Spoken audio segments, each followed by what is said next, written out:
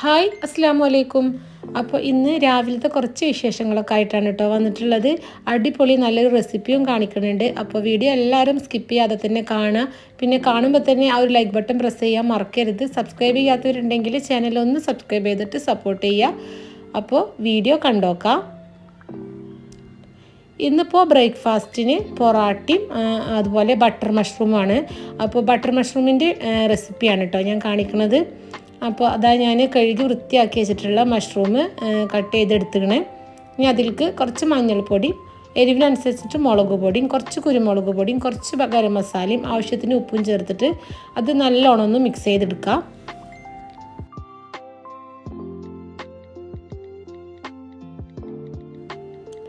ഇപ്പോൾ ഈ ഒരു മഷ്റൂം ഒന്ന് ഫ്രൈ ചെയ്തെടുക്കണം. അപ്പോൾ ബട്ടറിലാണ് കേട്ടോ നമ്മൾ ഫ്രൈ ചെയ്യുന്നത്. അപ്പോൾ അതിനും വേണ്ടിയിട്ട് ഞാനൊരു 2 ടേബിൾ സ്പൂണ് ബട്ടർ ഇട്ട് കൊടുക്കുന്നുണ്ട്.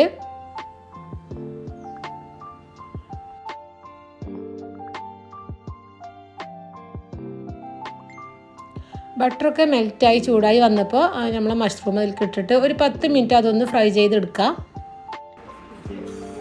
മഷ്റൂമൊക്കെ ഫ്രൈ ആയി വന്നപ്പോൾ ഞാൻ ഇനി അതൊരു പാത്രത്തിലേക്ക് മാറ്റി കൊടുക്കാം. ഇപ്പോൾ ആ ഒരു പോട്ടിൽ തന്നെ നമുക്ക് കറി ഉണ്ടാക്കാം കേട്ടോ.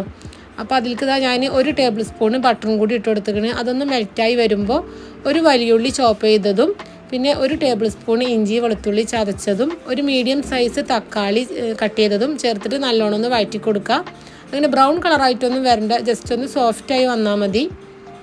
അപ്പോൾ ഇതാ ഉള്ളിയും തക്കാളിയും ഒക്കെ നല്ല സോഫ്റ്റായിട്ട് വന്നിരിക്കണേ. ആ ഒരു ടൈമിൽ അതിലേക്ക് ഒരു 1.5 table spoon Kashmiri chilli, 1/4 teaspoon ചെറിയ ജീരകം പൊടിച്ചത്, 1/2 ടീസ്പൂൺ ഗരം മസാല, 1 ടീസ്പൂണ് കുരുമുളക് പൊടി, ഒരു 10 കാഷ്യൂ, ഇനി എല്ലാതും കൂടി ഇട്ടിട്ട് നല്ലോണം ഒന്ന് വഴറ്റിയെടുക്കാം. ഇനിയിപ്പോൾ ഈ ഒരു ഉള്ളിയും തക്കാളിയും മിക്സിയിൽ ഇട്ടിട്ട് നല്ല പേസ്റ്റായിട്ടൊന്ന് അരച്ചെടുക്കാം.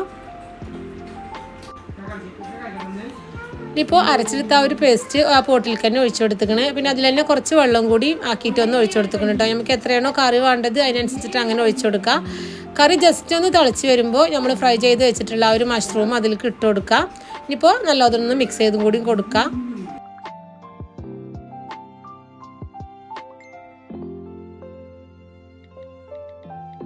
അപ്പോൾ ഇതാ കറിയൊക്കെ നല്ലോണം തിളച്ചിട്ട് തിക്കായിട്ട് വന്നിക്കണേ. ആ ഒരു ടൈമിൽ ഇതിലേക്ക് 2 ടേബിൾ സ്പൂണ് ഫ്രഷ് ക്രീമും കൂടി ചേർത്ത് കൊടുക്കുക, അല്ലെങ്കിൽ കുക്കിംഗ് ക്രീം ഏത് വേണമെങ്കിലും ചേർക്കാം കേട്ടോ. ഇപ്പോൾ നല്ലോണം മിക്സ് ചെയ്തിട്ട് നമുക്ക് ഫ്ലെയിം ഓഫ് ചെയ്യാം. കറി റെഡിയായി.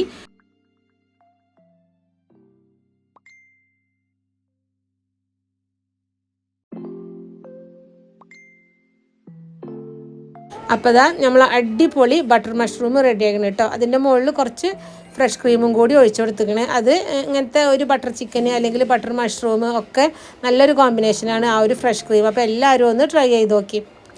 ഇനിയിപ്പോൾ ഇന്ന് നമ്മൾ എലൈറ്റിൻ്റെ ആ ഒരു പൊറാട്ടയാണ് കേട്ടോ ചുട്ടെടുക്കുന്നത്. പൊറാട്ടയിൽക്കും അതുപോലെ തന്നെ റൊട്ടി, ബട്ടർ നാൻ അതിൽക്കൊക്കെ നല്ലൊരു കോമ്പിനേഷനാണ് ആ ഒരു കറി. പിന്നെ നമുക്ക് എഗ്ഗ് വെച്ചിട്ടും ആ ഒരു കറി റെഡിയാക്കിയിട്ട് എടുക്കാം കേട്ടോ. അതും നല്ല ടേസ്റ്റാണ്. അങ്ങനെ ബ്രേക്ക്ഫാസ്റ്റും കാര്യങ്ങളൊക്കെ കഴിഞ്ഞിട്ട് പിന്നെ ഈ ഒരു ബെഡ്റൂമിലുള്ള ബെഡ്ഷീറ്റും കാര്യങ്ങളൊക്കെ ഒന്ന് മാറ്റി കൊടുക്കാനുണ്ടായിരുന്നു. അപ്പോൾ അതൊക്കെ ഒന്ന് മാറ്റി കൊടുത്ത് റൂമൊക്കെ ഒന്ന് ക്ലീൻ ആക്കിയിട്ടിട്ടു.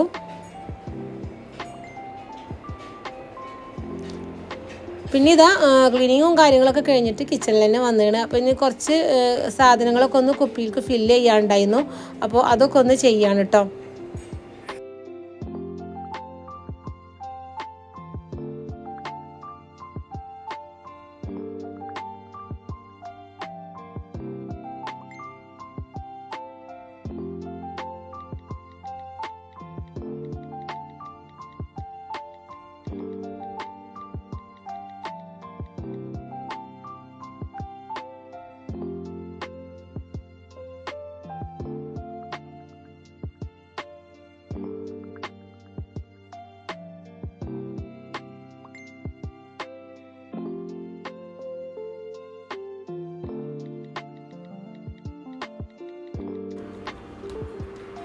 ഇനിയിപ്പോൾ ഈ ഒരു കൗണ്ടർ ടോപ്പിൽ വെച്ചിട്ടുള്ള ഈ ഒരു വുഡൻ സ്റ്റാൻഡ് ഒന്ന് ക്ലീൻ ആക്കാണ്ട്, അപ്പോൾ അതിൻ്റെ മുകളിലുള്ള ആ ഒരു സാധനങ്ങളൊക്കെ ഒന്ന് ഒഴിവാക്കിയിട്ട് ആ സ്റ്റാൻഡ് ഒന്ന് ക്ലീൻ ആക്കിയിട്ട് എടുക്കുകയാണ്.